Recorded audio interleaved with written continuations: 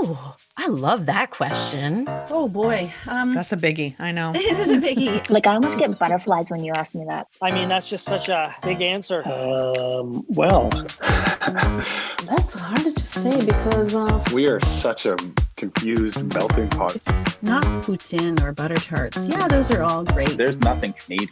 It really is an offshoot of wherever you come from. You got to know where you came from to know where you're going. And that really is a huge part of the Canadian landscape. It's enjoying what you know, but also what your neighbors are willing to share with you. I'm Mary Mamalidi. And I'm Jenny Arena. And we're Bits and Bites.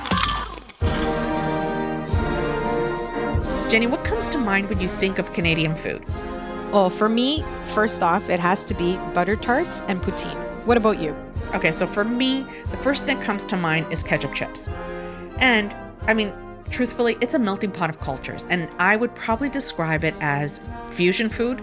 Actually, now that you say that and I stop to think about it, you know what? Maybe it's that we don't have a definitive cuisine. That's exactly it. That's exactly what it is. Just like multiculturalism is indicative to Canadians, so are the foods that line all of our streets. So this is what you and I think Canadian food is, but, we wanted to get some of our experts to weigh in and share their thoughts. So we asked our guests, what does Canadian food culture mean to you?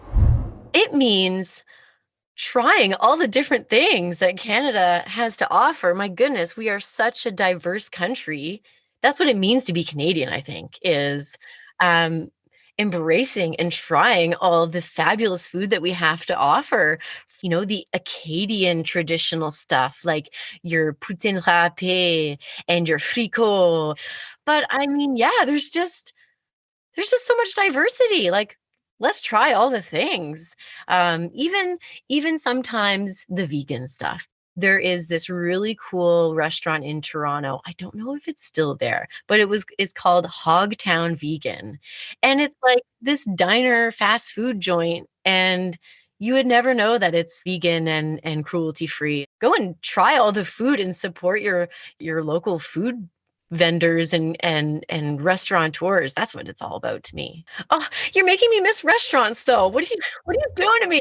Oh, and I forgot, the donair, the shawarma. These are all super Canadian things, garlic fingers. And even if you think about it, like province to province, I'm sure if we thought about it, each province, you could pick a dish that represents each province. And then, you can just drill it down in so many different ways. Canadian food to me is all about agriculture. It's more kind of regional, like terroir driven. So, we might be eating differently than the East Coast versus the West Coast here in Ontario versus Manitoba. Or Alberta, they're probably enjoying a nice steak. So I think Canadian food is diversity, just like our country. Aside from maybe Timmy's donut and a double-double, when you come to Canada, it's not like, oh, I'm going to go out for some Canadian food. There's not like when you go to Chicago and there's, deep dish, or you go down south and there's po' boys, or the idea of the American buffet. Canada is what I love about it is that we don't have a specific food.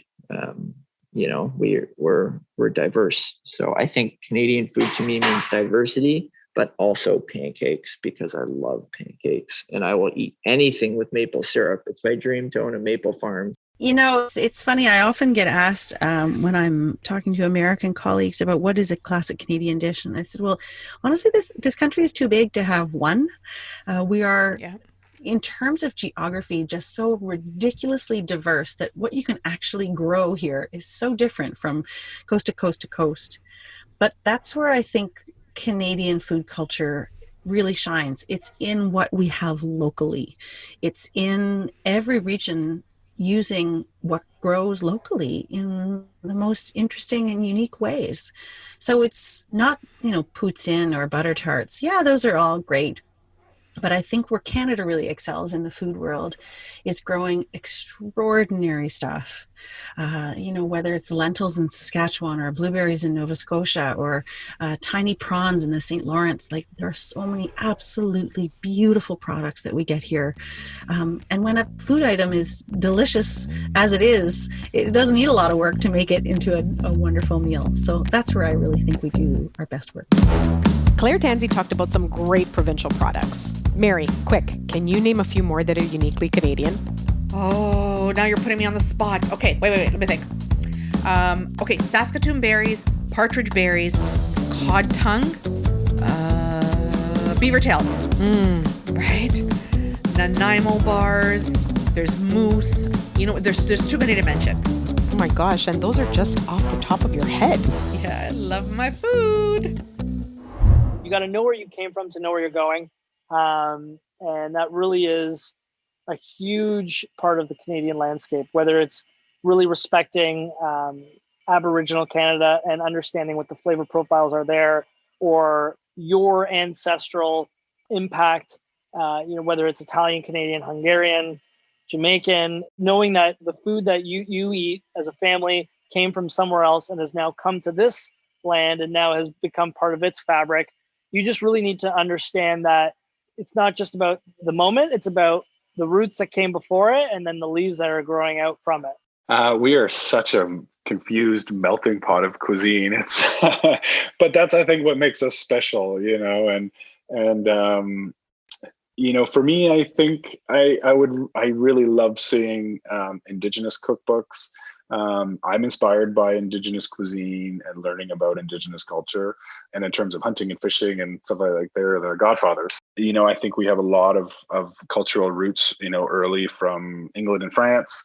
I love French cuisine, and Quebec has its own, French Canadian food roots that goes way beyond poutine. And then there's the new generations of people coming to Canada, the, Asian influence, the food culture we have in Toronto and Vancouver is just amazing. I've been really lucky enough to go to Japan and to go to Singapore, just experiencing some of the sushi and Asian restaurants we have in the city is just incredible. We have so many Indian restaurants, and I think we're really special in terms of cuisine because we're such a melting pot of cultures. It's really, really cool. I've gone to so many shows, if it's the health food show or if it's the grocery store show, like whatever it is, I've been to so many food shows. And like when you talk about entrepreneurship, those food people sitting in those booths and talking about their passionate product, it just means so much to me that there are people willing to work that hard to get food on our tables. I don't think any family truly understands how lucky we are. I think Canadian food culture is that there are so many amazing cultures that you can go and eat from the palm of your hand. Like it's like a multicultural mosaic of different foods. Like you can walk up the street and I can get some really good Portuguese chicken, or go down the other street and get a really good beef patty, and it's all authentic. So, Mary, we know that there's a lot of misconceptions out there about Canadians. Do we want to just, clarify some of those for our listeners? Oh, yes, definitely. Now, I already got mine locked and loaded here because the first thing that comes to mind, Canadians all say a and a boot. Oh, yes. No, we do not. And then there's it's always cold. Now, every time I hear that, I want them to actually stop and then tell that to the sweat that drips down my back in the warm, humid summers here in Canada. You know what? That's funny because that misconception leads me to another one that is quite common, is that we all sit in our igloos and eat maple syrup. I do not live in an igloo, though I do eat maple syrup. I have to admit, I love my maple syrup. And the last one, it's not so much a misconception, but it's something that I have to say is very true, that we Canadians are polite and kind. And that leads us to more of our guest experts who have graciously shared their thoughts.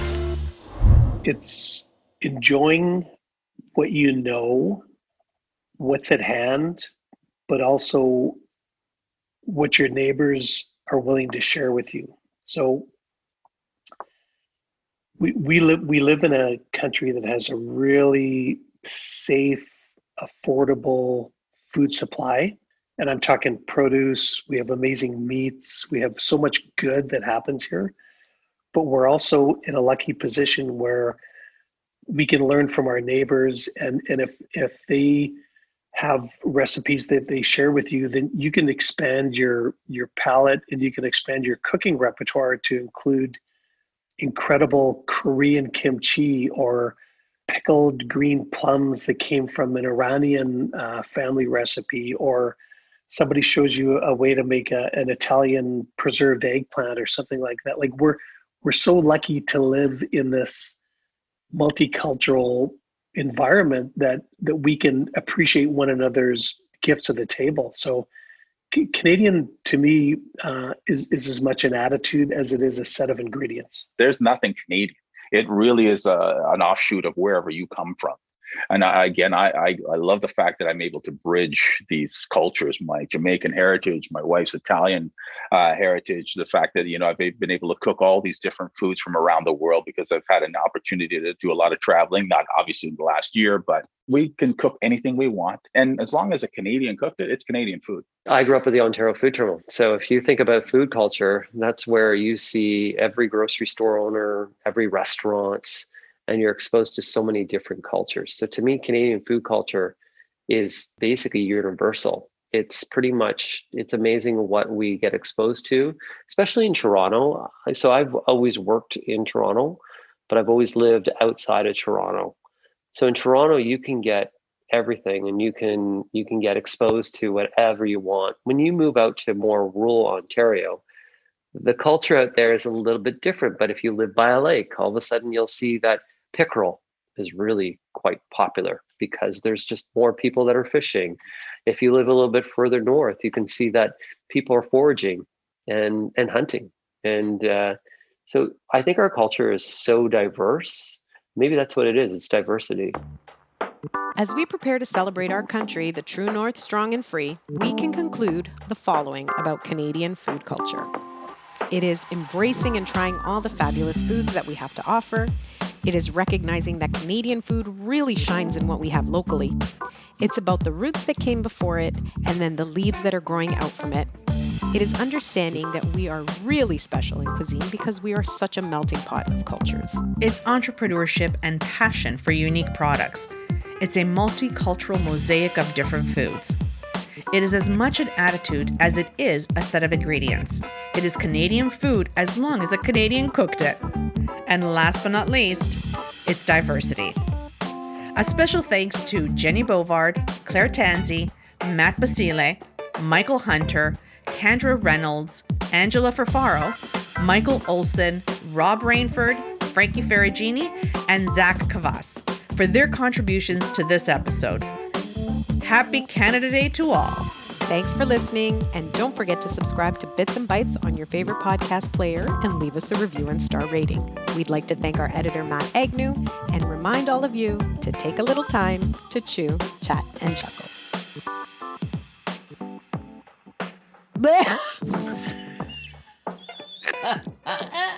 I got tongue-tied, my match.